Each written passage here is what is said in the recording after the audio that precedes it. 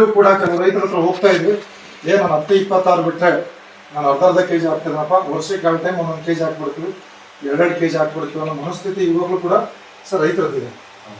ನಾವು ಕೆಲವು ರೈತರು ಆರ್ಗ್ಯಾನಿಕ್ ಬಳಸ್ತೀನಪ್ಪ ಅಂತ ಹೆಮ್ಮೆಯಿಂದ ಹೇಳ್ಕೊಳ್ತಾರೆ.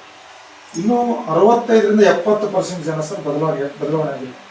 ನೀವು ಇನ್ನೂ ಭತ್ತದ ರೈತರ ಹತ್ರ ಹೋದ್ರೆ ಆರ್ಗ್ಯಾನಿಕ್ ಅನ್ನೋದೇ ಗೊತ್ತಿಲ್ಲ ಅವ್ರಿಗೆ ಸರ್. ನೀವು ಹೋಗ್ರಿ, ನೀವು ಗೊತ್ತಿದ್ದೀರ ಸರ್, ಭತ್ತದ ರೈತರು ಆರ್ಗ್ಯಾನಿಕ್ ಅನ್ನೋದು ಅವ್ರು ಯಾವ ಕಾರಣಕ್ಕೂ ಬಳಸಲ್ಲ ಸರ್. ಕೆಮಿಕಲ್ ಅಂದಾಗ ಏನು ಹೇಳ್ತಾರೆ ಅದು ಫೈನಲ್ ಸರ್. ಅದು ಬಿಟ್ಟು ಅವ್ರು ರಾಸಾಯನಿಕ ಬಿಟ್ಟರೆ ಏನೋ ಕೊಡೋದು ಸರ್ ಭತ್ತಕ್ಕೆ. ಭತ್ತ ಇದ್ರಲ್ಲಿ ನೋಡ್ರಿ ಯಾವುದೇ ಏನು ಸಿಂಪಡಣೆ ಮಾಡಿರ್ತಾರೆ ಸರ್ ನಮ್ಮ ಭತ್ತದಲ್ಲಿ, ಅದನ್ನು ಟೆಸ್ಟಿಗೆ ಕೊಟ್ಟರೆ ಸರ್ ಬೆಂಗಳೂರಲ್ಲಿ ಅಥವಾ ನೀವು ನಮ್ಮ ಯೂನಿವರ್ಸಿಟಿಗಳಲ್ಲಿ ಕೊಟ್ಟರೆ ಅವ್ರು ಏನು ಸಿಂಪಡಣೆ ಮಾಡಿ ಆ ಅಕ್ಕಿಯಲ್ಲಿ ಅದೇ ಇರುತ್ತೆ, ಬೇರೆ ಏನಿರಲ್ಲ ಸರ್.